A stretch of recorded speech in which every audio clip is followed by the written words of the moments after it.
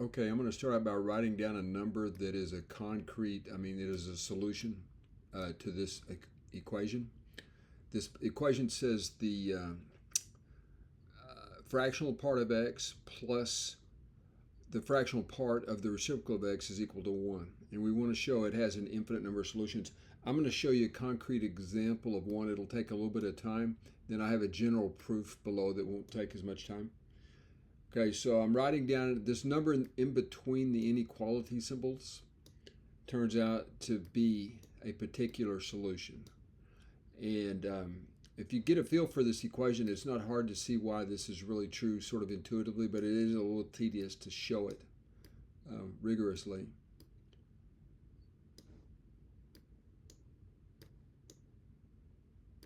Okay, I have a number here that's bounded clearly. The square root of 121 is 11, so 11 plus 11 is the 122. So this number is clearly trapped between the two integers 21 and 22. Now this would be the number that I'm positing as the solution. Let's call this bad boy between the inequalities x. Okay, so I'm claiming that this number right here is a solution. Now one thing that's evident, and I won't spend too much time, the floor of this x is equal to 21. Some of you may recognize this is what they call the greatest integer function. It's the greatest integer that's strictly less than or equal to the number in question. So this x here, 11 plus root 120, manifestly has a floor of 21. Okay, now the way you find out the fractional part is just to subtract the number itself from its floor, right? And so what we have right here, the fractional part of our x is actually equal to 11, the number itself,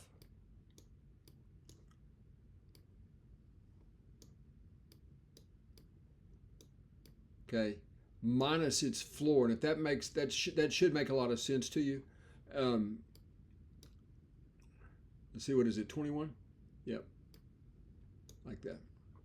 Okay, now this is actually equal to the square root of 120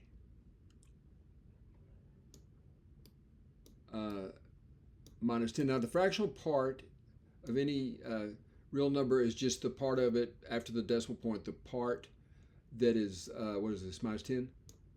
The fractional part's always going to be between 0 and 1. That's a better way of putting it. Now look how close this is to actually being equal to 1. If this were the square root of 121, you would have 11 minus 10, which is 1, right? So you see this number is very, very close to 1 already, but it's a little bit less, okay? But this is the fractional part of our number, okay?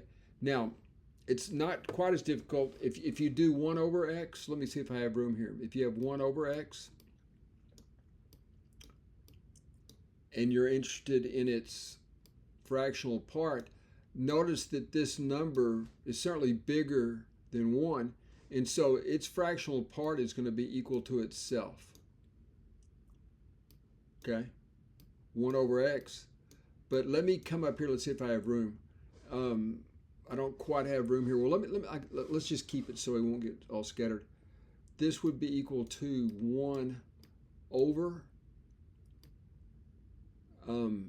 our number 11 plus the square root of 120. Now, y'all, if you remember anything about the conjugate of a surd, you can see that this is easily going to be, if you multiply top and bottom by 11 minus, you're going to have 11 minus root 120. Okay, over 1.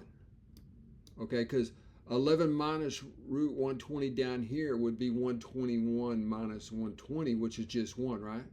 And so we get this for 1 over x. So you can see that what's going to happen right here is that if you add this, okay, if you add this number right here to this number right here, if you add this number right here to this number right here, let me just circle them. Okay, let me circle this object. Okay, which is the fractional part of x, and then this object right here, which is the fractional part of 1 over x. Do you see how everything cancels out and you just get the 1? You see the 120s go away, you have the 11. So when you sum up this and this, you do get the 1 that you see right here. Again, y'all, sorry this is a little sloppy, but hopefully I showed enough work for you to believe me. Okay, this is the fractional part of x. This part right here is the fractional part of x. This part right here is the fractional part of 1 over x. And you can see how the minus root 120s cancel, and the 11 minus 10 gives you the 1 that you see right here. So this is a special case. This is a special case of a general form. And let's just go through this fairly quickly. If you'll notice, this x right here is definitely in this form, right? If this were 11, then this would be 11 squared minus 1, which is this form you see right here. So it turns out anything like this, and I'll just go ahead, I forgot to write down that we do need a to be greater than or equal to 2, I guess. And we're talking integers in general here, I guess. But I don't know if that's really necessary. But in any event, all the rest of this work is more or less the general algebra associated with this special case arithmetic right here. Okay? And you can see right here, this is true, again, I'm not going to spend too much time explaining it, but this is exactly this form that we have up here, 21, 11, all this 21 and 22, where a would be 11. We have, let's see, this statement, that means the floor of the object is 2a minus 1. And here's all the work, folks. Again, I won't talk you through it. But the two red parts are what we're interested in. So when we add the two red parts together, you can see right here that we get 1. Okay, and that means there's an infinite. Since a is a positive integer, we'll just say a is a positive integer. We have it countably. Think of it as this would hold for any a greater than or equal to 2. And so that means there are going to be an infinite number of solutions because there's an infinite number of integers greater than or equal to 2. 2, 3, 4, 5, 6 ad infinitum, right? So we can say QED here if you want. And I'm just double checking, did I get this right? It looks like it. Yeah, these guys cancel out. And if you look back at what we did earlier, you can see it's exactly a carbon copy of what we did. One thing that might be slightly confusing right here is why in the world is this true right here? Well, notice that we're just literally using the form, I'll call it x plus y. Right here, x plus y. And then if you multiply by this would be x minus y right up here, right?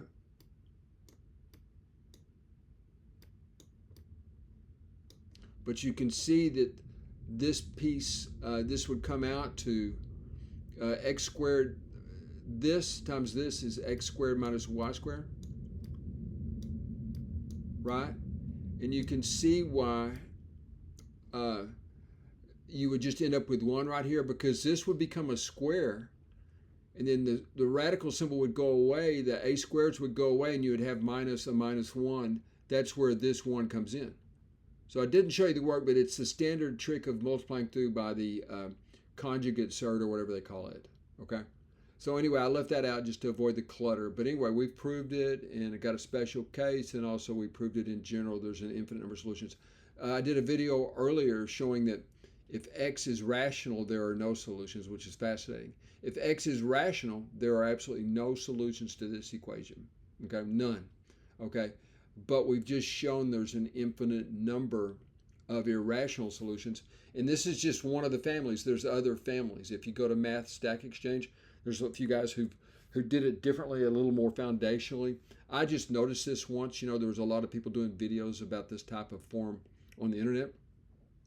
And they were just working the special cases, and it looked kind of cool, And then I said, well, we need to prove it in general. So that's what motivated. There was a bunch of special case videos of this on the internet, and so I thought, well, the form is always looking like this, and it turned out to be a solution to this guy. So anyway, that is all, folks. Thank you for viewing.